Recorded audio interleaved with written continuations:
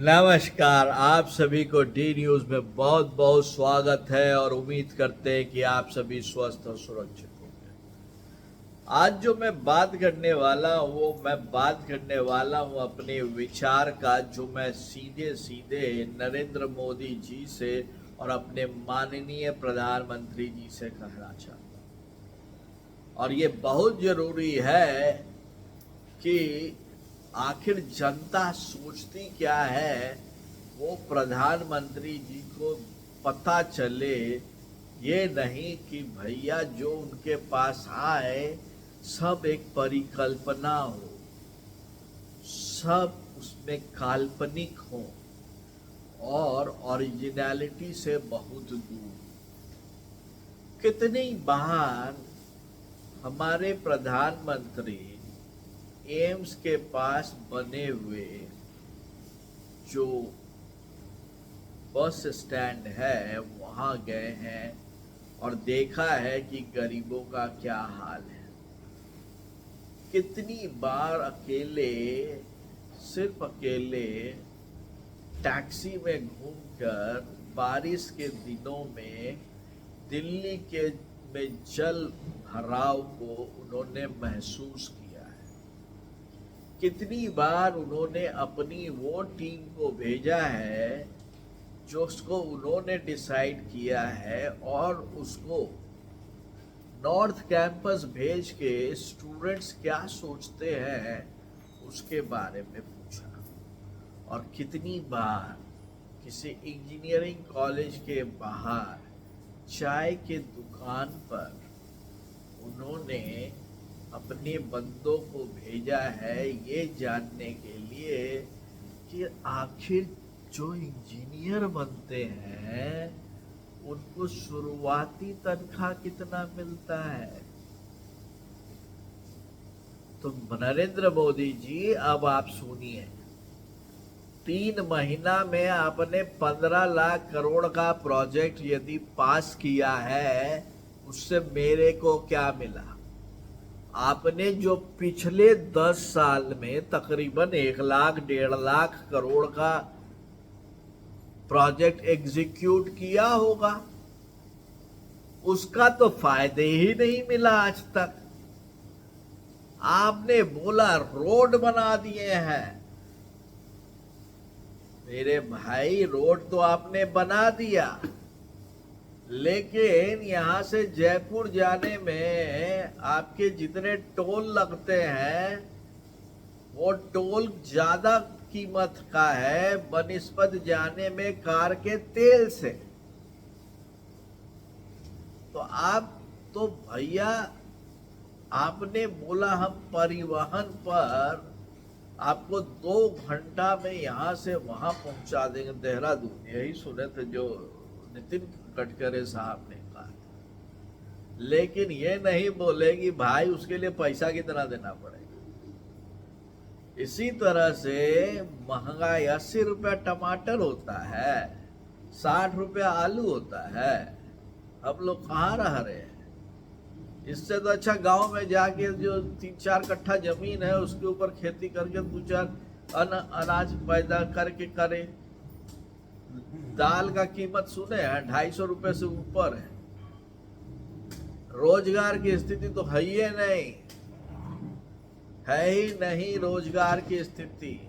अब देख लीजिए ना, ट्रेन में एक पुलिस परीक्षा में 65,000 पोजीशन के लिए 6.5 लाख लोगों ने अप्लाई किया था मोदी जी, यानी कि 10 में से 1 को मिलेगा।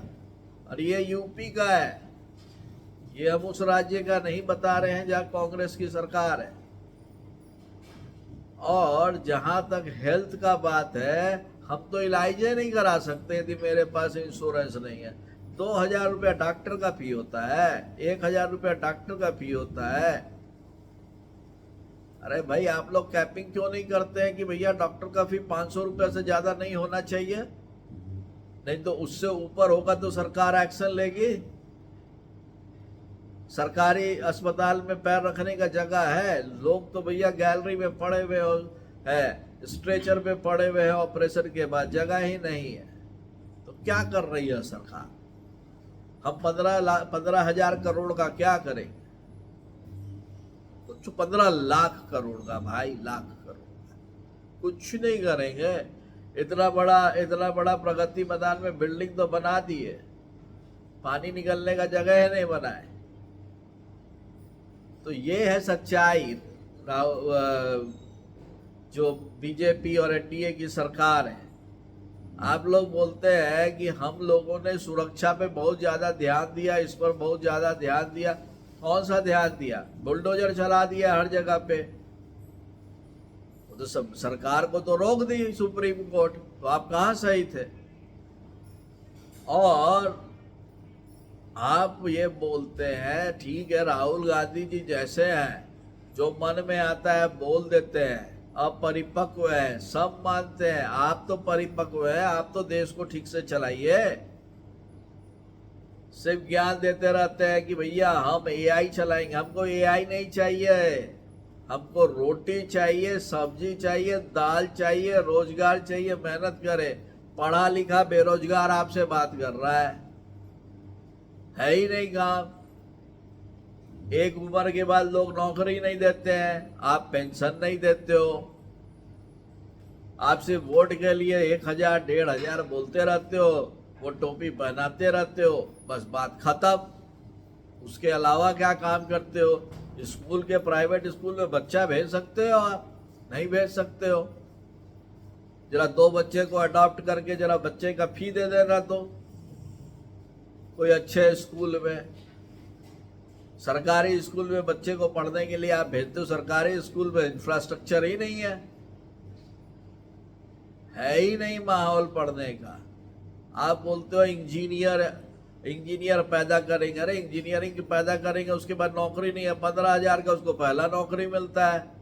2 साल 3 साल वो रगड़ता है, अपने से सीखता है, तब काबिल बनता है। और आप बोलते हो इंटर्नशिप करेगा। इंटर्नशिप कर लेने से होगा क्या भाई? उसको तो भैया पैसे चाहिए ना भाई, अपना गुजारा कैसे करेगा वो बैंगलोर? पूरा मुद्दा ये है भाइयों और बहनों, वो भले कांग्रेस की सरकार हो, या नहीं तो इंडिया अलायंस की सरकार हो, या एनडीए की सरकार हो, या कांग्रेस की सरकार हो, सब जनता को यही बोलती है, जा और तेल ले। तू मेरे को वोट दे दिया, काम खत्म। यही सच्चाई है।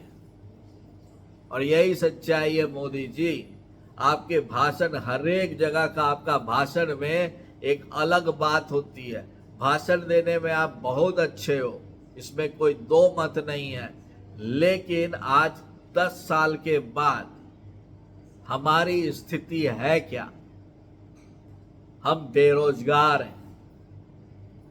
हम हैं बेरोजगार, पढ़े लिखे, जो पढ़ाई लिखाई में हिंदुस्तान के 1% के अंदर आते हैं हम, फिर भी बेरोजगार। शर्म आनी चाहिए एनडीए सरकार को।